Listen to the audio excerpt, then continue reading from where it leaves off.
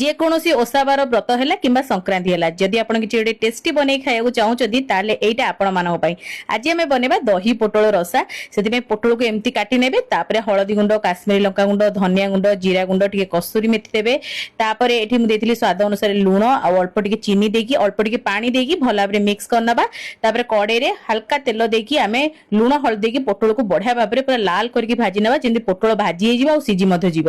ତାପରେ ବଳି ଯାଇଥିବା ତେଲରେ ଗୋଟା ଗରମ ମସଲା ଆଉ ଟିକେ ଜିରା ଦେବେ, ଅଦା ଦେବେ, ଭଲ ଭାବରେ ଭାଜି ସାରିଲା ପରେ ଆମେ ଏଠି ଯୋଉ ପାଣିରେ ମିଶେଇ ରଖିଲେ ମସଲା ସବୁ ତାକୁ ଦେଇଦେବା ଆଉ ବଢିଆ ଭାବରେ ଟିକେ କଷି ନେବା।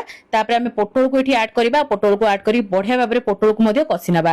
ଏଇଠି ପୋଟଳ କଷିଗଲା ଭିତରେ ଦହି, କଞ୍ଚା ଲଙ୍କା, କାଜୁର ଗୋଟେ ବଢିଆ ପେଷ୍ଟ ବନେଇ ନେବା ଆଉ ତାପରେ ଆମେ ପୋଟଳ ଉପରେ ଆକୁ ଢାଳି ନେବା ଆଉ ଲୋ ଫ୍ଲେମ କରିକି ଢାଳିବେ। ତାପରେ ଭଲ ଭାବରେ ମିକ୍ସ କରିକି 10 ମିନିଟ୍ ପାଇଁ ଲୋ ଫ୍ଲେମ ରେ ଫୁଟେଇ ନେବା। ଲାଷ୍ଟ କୁ ଗରମ ମସଲା ଦେଇ ଗରମା ଗରମ ସର୍ଭ କରିବା। ଭଲ ଲାଗିଥିଲେ ଛୋଟ ରେସିପିଟି ଲାଇକ୍ କରିବେ, ସେୟାର କରିବେ, ସବସ୍କ୍ରାଇବ ଫଲୋ କରିବାକୁ ଜମା ବି ଭୁଲିବେନି।